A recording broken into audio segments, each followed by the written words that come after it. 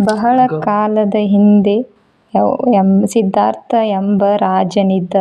ಆತನು ಬಿಹಾರದ ವೈಶಾಲಿಯಲ್ಲಿ ಕುಂದಗ್ರಾಮನ ಆಳುತ್ತಿದ್ದ. ರಾಣಿಯ ಹೆಸರು ತ್ರಿಶೀಲ. ಅವರಿಗೆ ನಂದಿವರ್ಧನ ಎಂಬ ಮಗನಿದ್ದ. ಎಲ್ಲರೂ ಸಂತೋಷವಾಗಿ ಜೀವಿಸುತ್ತಿದ್ದರು.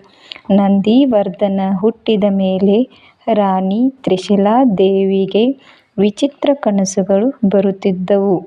ಅವಳ ಗಂಡನಿಗೆ ಅದರ ಬಗ್ಗೆ ಹೇಳಿದಳು. ಅದು ಒಂದು ಬಿಳಿ ಆನೆ, ಬಿಳಿ ಎತ್ತು, ಸಿಂಹ ಮತ್ತು ದೇವಿ ಲಕ್ಷ್ಮಿ ಕಂಡಿರುವುದರ ಬಗ್ಗೆ ಹೇಳಿದಳು.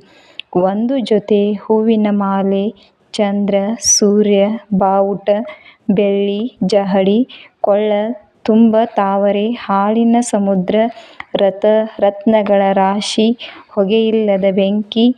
ರಾಜ ಗೊಂದಲಗೊಂಡ. ಅದರಿಂದ ಅವರ ರಾಜಯೋಗ್ಯ ಜ್ಯೋತಿಷನನ್ನು ಭೇಟಿ ಮಾಡಿ ವಿಚಿತ್ರ ಕನಸಿನ ಬಗ್ಗೆ ಹೇಳಬೇಕು ಎಂದು ಅಂದುಕೊಂಡ.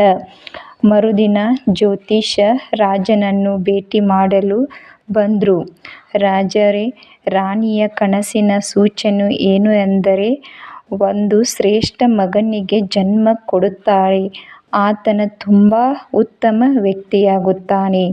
ಈ ಇಡೀ ಪ್ರಪಂಚ ಎಲ್ಲ ಈ ವಿಶಿಷ್ಟ ಮಗನಿಂದ ಲಾಭಗೊಳ್ಳುತ್ತಾರೆ. ರಾಜ ಮತ್ತು ರಾಣಿ ಜ್ಯೋತಿಷನನ್ನು ಕೇಳುತ್ತಾರೆ. ಅವರು ಕನಸಿನ ಒಂದೊಂದು ಅರ್ಥದ ಬಗ್ಗೆ ಹೇಳುತ್ತಾರೆ.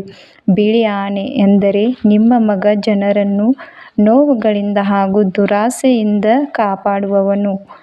ಬಿಳಿ ಧನವೆಂದರೆ ನಿಮ್ಮ ಮಗ ಒಳ್ಳೆಯ ಪಾಠವನ್ನು ಕಲಿಸುತ್ತಾನೆ ಎಂದರ್ಥ. ಸಿಂಹ ಎಂದರೆ ನಿಮ್ಮ ಮಗನು ಬಲಶಾಲಿ ಹಾಗೂ ಶಕ್ತಿಶಾಲಿ ಎಂದರ್ಥ. ಲಕ್ಷ್ಮೀ ದೇವಿ ಎಂದರೆ ನಿಮ್ಮ ಮಗ ಸಂಪತ್ತು ಮತ್ತು ಸಮೃದ್ಧಿಯನ್ನು ಸೂಚಿಸುತ್ತಾನೆ. ಹೂಮಾಲೆ ಎಂದರೆ ಹೂವಿನ ಪರಿಮಳದಂತೆ ನಿಮ್ಮ ಮಗನ ಭೂತನೆಗಳೆಲ್ಲ ಹರಡುತ್ತದೆ ಎಂದು. ಚಂದ್ರನು ಅಂದರೆ ಭೌತಿಕ ಹಾಗೂ ಬಲಶಾಲಿ. ಸೂರ್ಯ ಸೂಚಿಸುವುದೇನೆಂದರೆ ನಿಮ್ಮ ಮಗ ಜನರಲ್ಲಿ ಕೆಟ್ಟದ್ದನ್ನು ತೆಗೆಯುವುದು. ಬಾವುಟ ಏನೆಂದರೆ ನಿಮ್ಮ ಮಗು ಉದಾತ್ತ ನಾಯಕ ಸೂಚಿಸುತ್ತದೆ. ಬೆಳ್ಳಿ ಜಡಿ ಎಂದರೆ ತುಂಬ ಶುದ್ಧವಾದ ಮನಸ್ಸನ್ನು ಸೂಚಿಸುತ್ತದೆ. ಕಮಲದ ಕೊಳ ಎಂದರೆ ಯಾರು ಸಾವಿಗೂ ಜೀವಕ್ಕೂ ಹೋರಾಡುತ್ತಿರುತ್ತಾರೋ ನಿಮ್ಮ ಮಗ ಅವರನ್ನು ಕಾಪಾಡುವವರು. ಹಾಲಿನ ಸಮುದ್ರ ಎಂದರೆ ನಿಮ್ಮ ಮಗ ಪ್ರಪಂಚವನ್ನು ವಿಮೋಚನೆಗೊಳಿಸುವವನು.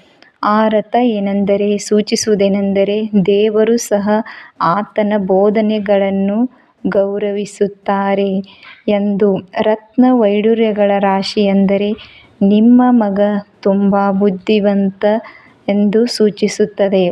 ಹೊಗೆಯಿಲ್ಲದ ಬೆಂಕಿ ಏನೆಂದು ಸೂಚಿಸುವುದೆಂದರೆ ನಿಮ್ಮ ಮಗನ ಬುದ್ಧಿವಂತಿಕೆ ಎಲ್ಲ ಜನರಿಗೂ ಉಪಯೋಗವಾಗುವುದು ಎಂದು. ರಾಜ ಮತ್ತು ರಾಣಿ ಜ್ಯೋತಿಷರು ಹೇಳಿದ ಮಾತು ಕೇಳಿ ತುಂಬ ಸಂತೋಷವಾಯಿತು.